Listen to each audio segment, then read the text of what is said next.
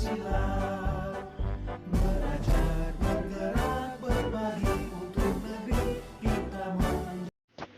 Kita sudah sampai di modul 3.1, tapi di sini kita membahas demonstrasi kontekstual pengambilan keputusan sebagai pemimpin pembelajaran. Di sini JGP menjawab 4 pertanyaan. Yang pertama, bagaimana Anda nanti akan mentransfer dan menerapkan pengetahuan yang Anda dapatkan di program guru penggerak ini di sekolah atau di lingkungan asal Anda?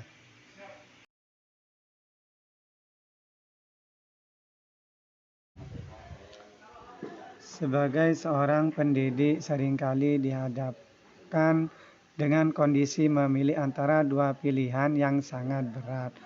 Kita guru sebagai pemimpin pembelajaran diharapkan dapat mengambil keputusan yang tepat dan benar, serta tidak memihak pada salah satu dari suatu masalah yang sedang dihadapi. Seorang pendidik harus bisa melihat bagaimana persoalan tersebut, apakah merupakan dilema etika atau merupakan bujukan moral.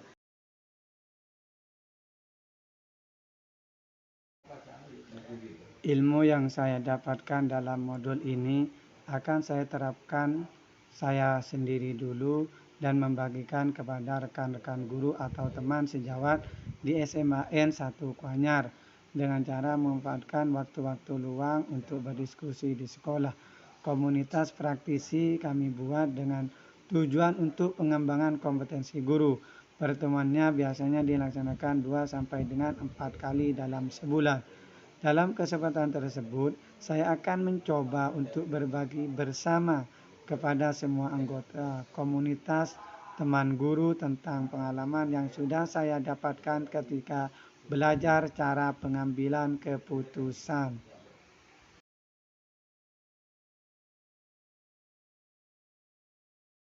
Soal yang kedua, apa langkah-langkah awal yang akan Anda lakukan untuk memulai mengambil keputusan berdasarkan pemimpin pembelajaran?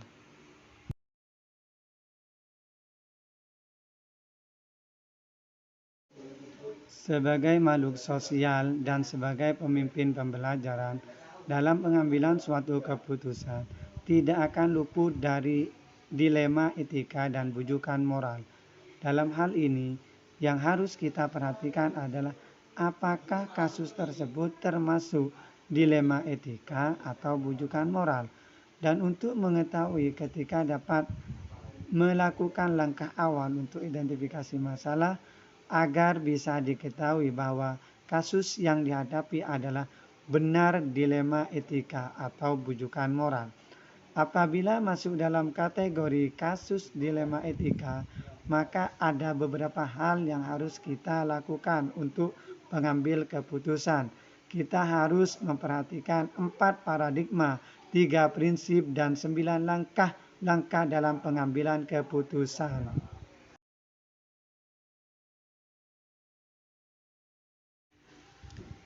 Soal ketiga, mulai kapan Anda akan menerapkan langkah-langkah tersebut?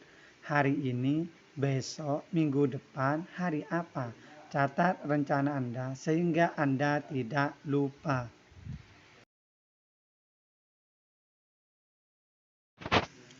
Saya akan menerapkan langkah-langkah pengambilan keputusan tersebut setelah saya mempelajari modul ini dan akan berusaha memaksimal mungkin memecahkan suatu masalah yang ada di lingkungan sekolah dengan memperhatikan 9 langkah-langkah yang ada dalam modul ini. Jadi, mulai saya mendapatkan ilmu ini, maka saya akan mencoba mempraktekkan dengan kondisi kehidupan sehari-hari yang saya jalani, baik di lingkungan sekolah maupun di lingkungan masyarakat.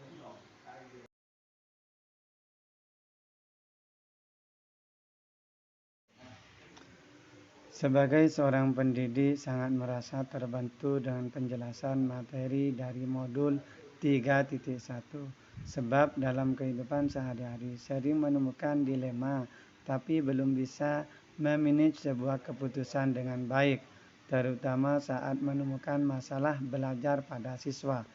Melalui semua materi yang telah dipelajari dari modul, sudah seharusnya memberikan keputusan yang bersifat positif, sehingga membuat orang-orang di lingkungan saya merasa nyaman dan tenang. Hal itu dilakukan juga untuk memerdekakan siswa dalam mencapai keselamatan dan kebahagiaan belajar. Soal yang keempat, siapa yang akan menjadi pendamping saya dalam menjalankan pengambilan keputusan sebagai pemimpin pembelajaran? Seseorang yang menjadi teman diskusi Anda untuk menentukan apakah langkah-langkah yang Anda ambil telah tepat dan efektif.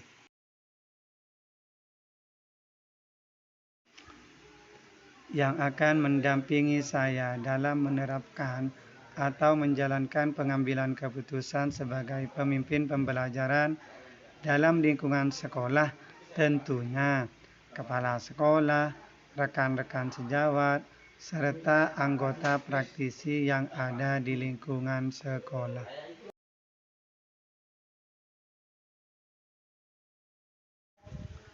Dalam hal mengukur efektivitas pengambilan keputusan, tentunya saya dapat melihat dari refleksi saya setelah melakukan pengambilan keputusan, sehingga saya bisa merasa bahwa keputusan yang saya ambil tidak ada pihak yang dirugikan atau tidak berpihak sebelah. Karena pengambilan keputusan yang tepat adalah mencari solusi terbaik bagaimana mendapatkan keputusan yang benar dan benar.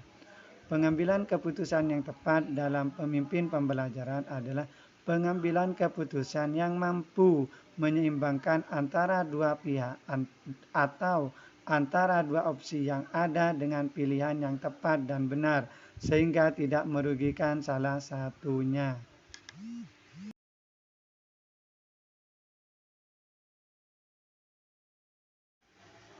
Dalam mengkritisi suatu pengambilan keputusan atau membuat suatu keputusan yang kreatif, inovatif, dan efisien sebagai seorang pemimpin pembelajaran, maka sangat penting untuk mempraktikkan aspek-aspek apa saja yang perlu dilakukan atau diperhatikan sebelum dan sesudah pengambilan suatu keputusan. Dari pengalaman dan latar belakang tempat kita bekerja, yaitu di institusi pendidikan, dilema etika adalah sebuah kasus yang sangat berat yang sering kita hadapi dari setiap kejadian. Ketika dilema etika datang dan harus kita hadapi, maka kita akan selalu ada nilai-nilai kebajikan yang mendasarnya, namun bertentangan dengan cinta, kasih sayang, perhatian, kebenaran, kebebasan, keadilan, persatuan, toleransi, tanggung jawab, serta suatu penghargaan akan kehidupan.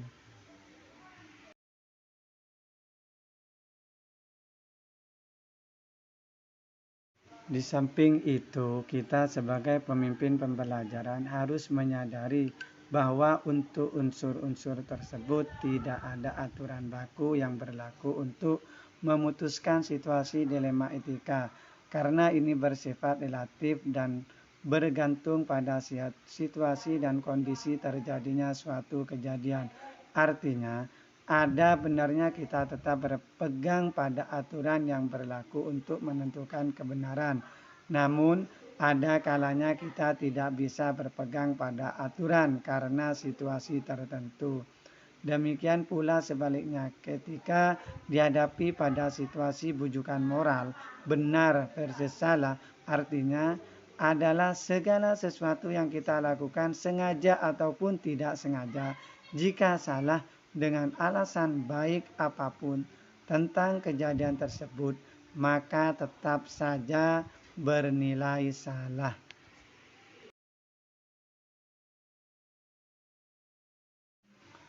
Contohnya pada saat ulangan, ujian, pengerjaan tugas, walaupun tujuannya untuk mendapatkan nilai yang bagus, yang tentunya merupakan hal yang baik, namun tetap saja salah. Kemudian berbohong yang merupakan sebuah tindakan yang salah, walaupun tujuannya untuk kebaikan tetap saja bernilai salah.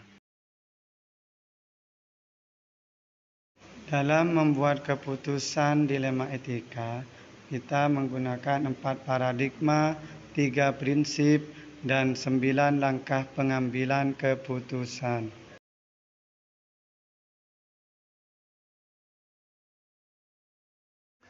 Maka sebelum melakukan pengambilan keputusan pada situasi yang terjadi pada dilema etika, ada 4 komponen kategori paradigma pengambilan keputusan yang harus kita pahami bersama, yaitu pertama, individu lawan masyarakat, individual versus community, yaitu bagaimana membuat pilihan antara apa yang benar untuk satu orang atau kelompok kecil dan yang benar untuk yang lainnya, kelompok yang lebih besar.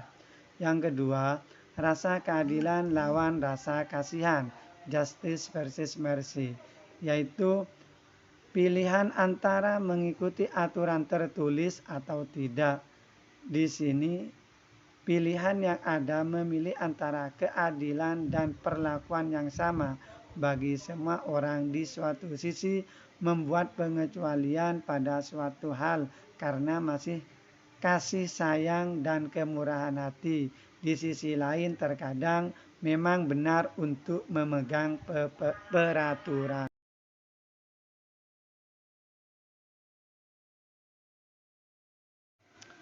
Yang ketiga, kebenaran lawan kesetiaan, truth versus loyalty, yaitu kejujuran dan kesetiaan seringkali menjadi nilai-nilai yang bertentangan dalam situasi dilema etika.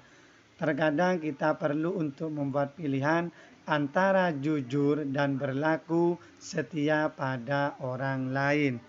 Yang keempat, jangka pendek lawan jangka panjang, short term versus long term, yaitu paradigma yang kadang perlu untuk memilih antara yang kelihatan terbaik saat ini dan yang terbaik untuk masa yang akan datang. Paradigma ini bisa terjadi pada level personal atau individu dan permasalahan sehari-hari atau pada level yang lebih baik lagi. 3 prinsip dalam pengambilan keputusan yang memuat unsur dilema etika. Yang pertama, berpikir berbasis hasil akhir and based thinking. Yang kedua, berpikir berbasis peraturan, rule based thinking. Yang ketiga, berpikir berbasis rasa peduli, care based thinking.